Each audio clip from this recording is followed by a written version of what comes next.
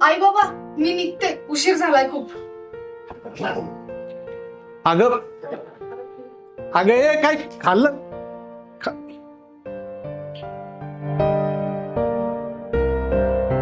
अगं ए ऐकलंस का? अगं काय चाललंय हिचं? आई बाबा मी निघते, बस एवढंच काय ते आपलं बोलणं होतंय. एकत्र चहा घेतलेला किती दिवस झाले, जेवलोय कधी बरोबर आपण?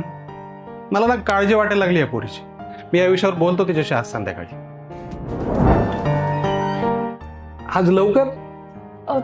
चहा घेऊयात, मी बनवते. व्हाय नॉट, येऊयात.